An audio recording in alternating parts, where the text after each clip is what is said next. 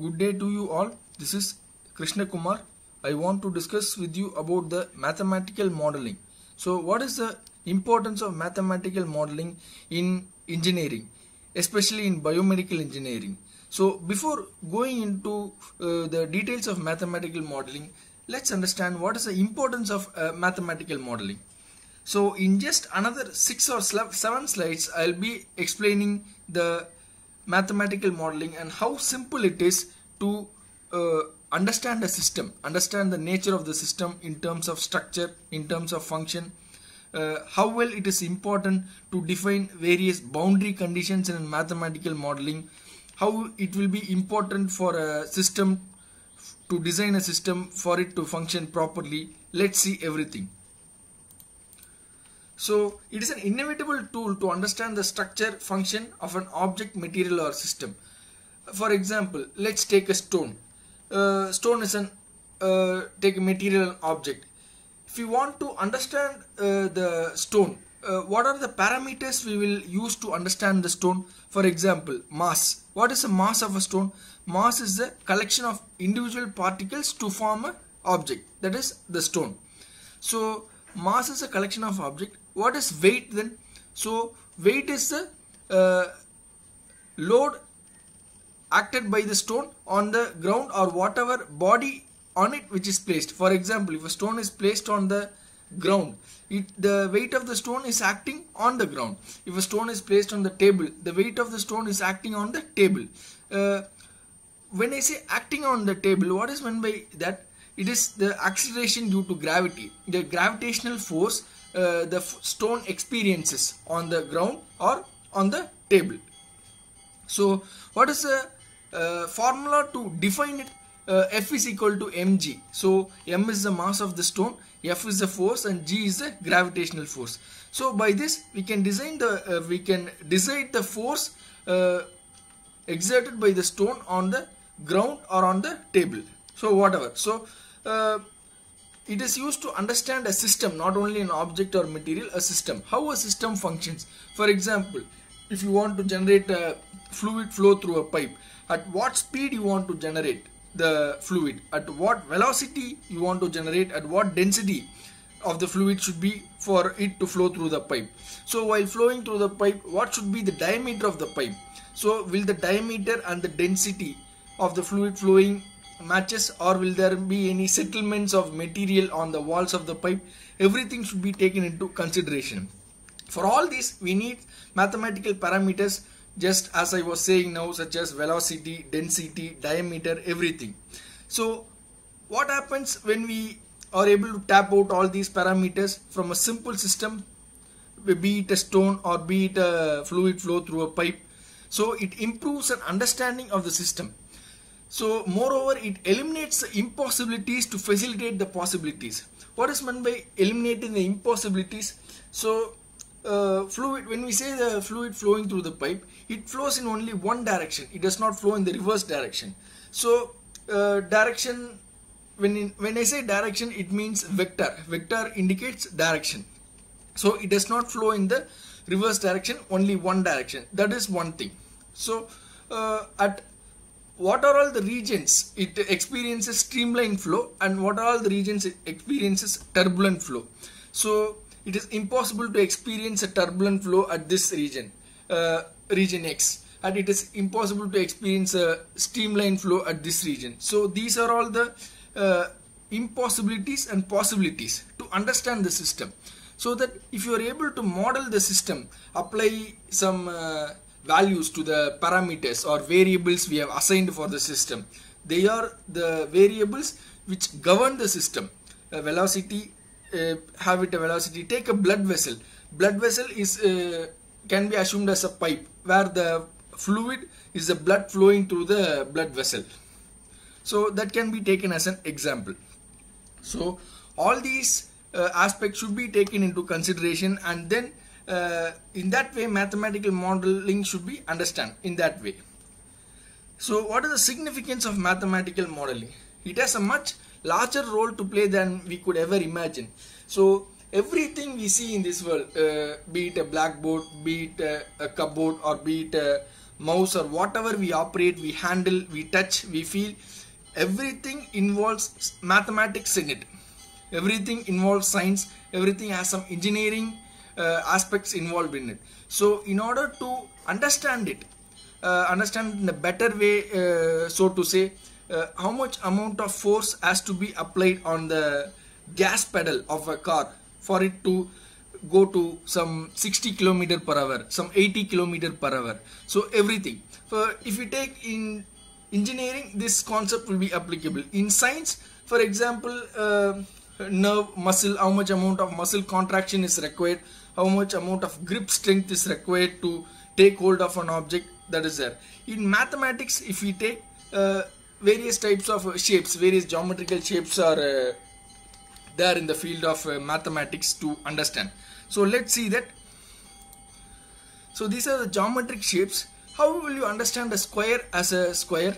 So equal sides, both sides are equal, length and breadth are equal. In rectangle, length and breadth are not equal.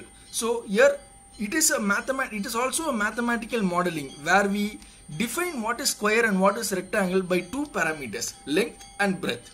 So if length and breadth are equal, it is a square. If length and breadth are not equal, at some point we can say it is a rectangle. So there are other geometrical shapes where the length and breadth are not equal and they are not called as triangle, but straight opposite to square is a rectangle where length is not equal to breadth.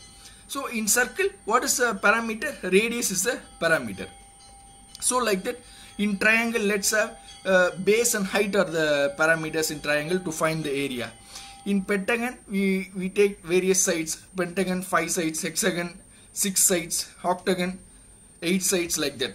So mathematical modeling is very important in the field of mathematics itself to understand the geometric shapes and to solve complex and simple geometrical problems. So it is in terms of mathematics. So let's come to science. In terms of science, if you have not heard about this concept, nerve conduction velocity, I'll tell you what is this. Nerve conduction velocity is nothing but the electrical impulse traveling, the speed at which the electrical impulse is traveling between any 2 points. For example, there is a radial nerve and there is a distal nerve. What is the distance between distance of the radial nerve from a point A to point B? For example, from the point where of the elbow joint to the wrist joint, what is the distance of the radial nerve? Let's have some 25 centimeters. Let's have. It's an example. The length of the hand varies for every human being. In that way, the length of the distal nerve also varies. So nerve conduction velocity is the speed at which the person responds for an activity, for a muscle contraction, for any activity of picking an object, for releasing an object. So we can calculate the nerve conduction velocity in a very simpler way. For example, placing the electrodes between the two ends, between the end A and end B, and the distance is calculated. The formula is same as the formula of physics speed formula. Speed is equal to distance by time. Here, velocity is equal to distance by time. So what is the distance here? Distance between the nerve. And what is the time here? The time duration to complete that activity. So with that we can calculate the nerve conduction velocity of that particular nerve. So this is one type of a mathematical modeling of a system.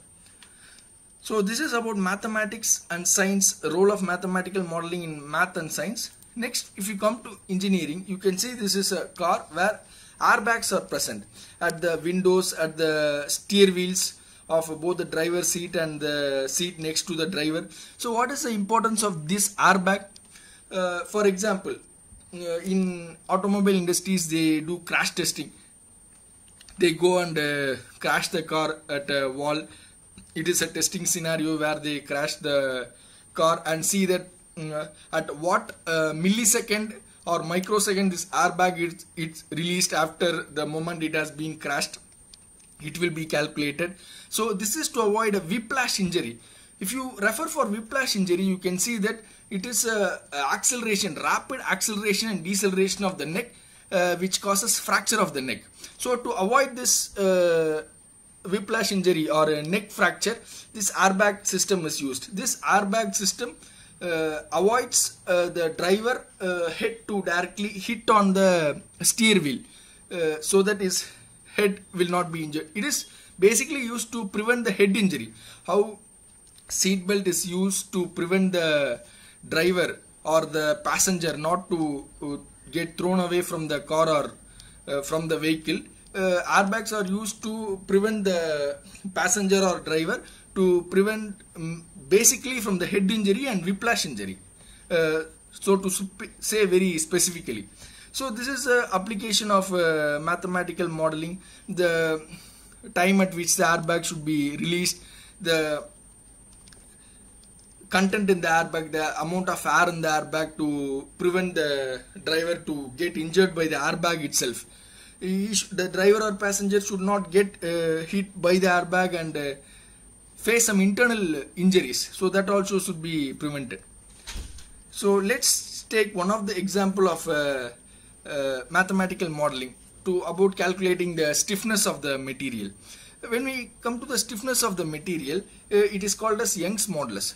So what is Young's modulus? It is a ratio of tensile stress or compressive stress to its longitudinal strain, ratio of tensile stress by longitudinal strain or compressive stress by longitudinal strain. So what is tensile stress? The force at which any object is pulled away on the both sides of the both ends of the object is tensile stress, and when it is pressed or pressed from both sides or placed in a table and pressed from one side, compressed from one side and making it very thin, it is a compressive force. The strain is changing length of that object, whatever length, maybe in terms of thickness or width. That is the ratio of Young's modulus. It is a ratio of stress by strain, commonly is called as Young's modulus. So what's the formula for stress? See, if you can see the object here, it is force F is applied at the both, here tensile stress has been taken as an example. Stress is applied at the both direction, which force is applied. F, it is pulling the object of length L, so that tensile stress formula is given by F by A. Always stress formula is force by area. Strain formula is change in length by original length. So for example, if it is at 30 centimeter, if it is pulled up to 34 centimeter, it should be taken as 4 by 30. Delta L is 4 and the total length is 30. That is the formula for strain. For example, force is applied at a certain area of an object. If an object area is, for example, A, and force of 250 Newton is applied at both the sides, it is called as a tensile stress of an object, the tension applied. So Young's modulus can be calculated by the ratio of stress by strain, F by A by del L by L. So the unit might be Newton per millimeter square or Newton per meter square of Young's modulus based on the dimension of the object. If you choose the dimension of the object to be in millimeters, for example 250 millimeter or 350 millimeter, it can be taken as millimeter square, or 2.5 meter, the final unit is Newton per meter square. So this is one of the example of the mathematical modeling to calculate the stiffness of the material. So in further lectures we will see in detail about the various concepts of biomechanics, which involves finite element modeling, blood flow velocities and everything in detail. Thank you.